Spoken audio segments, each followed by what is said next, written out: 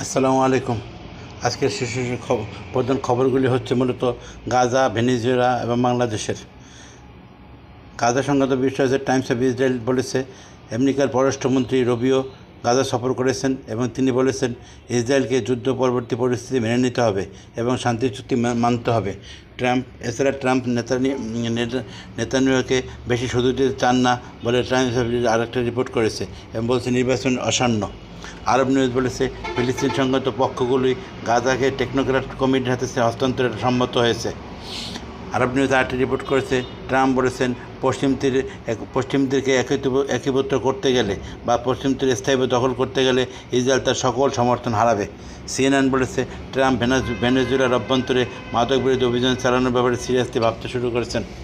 অর্থাৎ ভেনেজুয়েলা অভিযান চালানোর ব্যাপারে আগ্রহ বাড়ছে ট্রাম্পের ভিতরে। আল জাজিরা বলছে গাজায় মানবিক পরিস্থিতি কোনো উন্নতি হয় নাই ইসরায়েলের নিষেধাজ্ঞার কারণে। আল মায়াদিন বলছে হোয়াইট হাউস কংগ্রেসকে চাপ দিতেছে সিরিয়ার উপর থেকে নিষেধাজ্ঞা তুলে ফেলার জন্য। ব্রিটিশের গার্ডিয়ান পত্রিকা লিখেছে পশ্চিমাদের সাথে আলোচনার পরে জেলেনস্কি চাচ্ছেন আমেরিকাকে আরও সম্পৃক্ত করতে এবং আমেরিকা রাশিয়ার প্রতি আরও চাপ অব্যাহত রাখতে। গার্ডিয়ান আরেকটি রিপোর্ট হচ্ছে ফিলিস্তিন পক্ষগুলো টেকনোক্র্যাট কমিটির হাতে গাজা ছেড়ে দিতে সম্মত হয়েছে। ইজিপ্ট টুডে বলেছে ফিলিস্তিন পক্ষগুলো গাজার ব্যাপারে পুনর্গঠন ব্যাপারে একত্রিত হচ্ছে। টাইমস অফ ইন্ডিয়া রিপোর্ট করেছে পাকিস্তান পররাষ্ট্র মন্ত্রণালয় বলেছে আফগানিস্তানের ট্রানজিট সুবিধা চালু করার আগে নিরাপত্তা ইস্যুগুলি ভেবে দেখতে হবে, তাই ট্রানজিট আপাতত বন্ধ থাকবে। ভারতের আনন্দবাজার পত্রিকা লিখেছে পাকিস্তান নদীর উপরে বাঁধ দিয়ে পাকিস্তানকে ভারতের মতো করে জলে কষ্ট বা পানিতে কষ্ট দেওয়ার চেষ্টা করবে।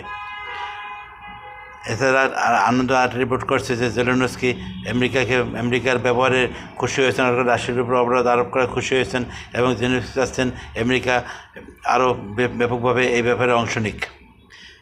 ভারতের এই সময় পত্রিকা বলছে পাকিস্তানের পারমাণবিক অস্ত্রগুলি আমেরিকা নিয়ন্ত্রণ করছে। বাংলাদেশের প্রথম আলো রিপোর্ট করেছে যে তারেক রহমান শিগগিরই দেশে আসবেন। এবারে সালাউদ্দিন সাহেবের বা বিএনপির সালাউদ্দিন সাহেবের উদ্ধৃতি দিয়ে তারা বলেছে 200 আসনে তারা শিগগিরই সিগন্যাল দেবেন মনোনয়নের ব্যাপারে। হাসনাত আবদুল্লাহ বলেছেন আওয়ামী লীগ আমলের মতো করে কারচুপি নির্বাচনের ষড়যন্ত্র চলছে। ইত্তেফাক রিপোর্ট করছে যুদ্ধ পরবর্তী গাজা নিয়ে সৌদি আরবের একটি পরিকল্পনা ফাঁস হয়েছে। মানুষ দেবেন রিপোর্ট করছে সার্জিস আলম বলেছেন আমরা ক্ষমতায় এনসিপি ক্ষমতায় না গেলেও পোষা বিরোধী দলের ভূমিকা পালন করবে না বা পোষা বিরোধী দল হবে না। এই ছিল প্রধান খবর।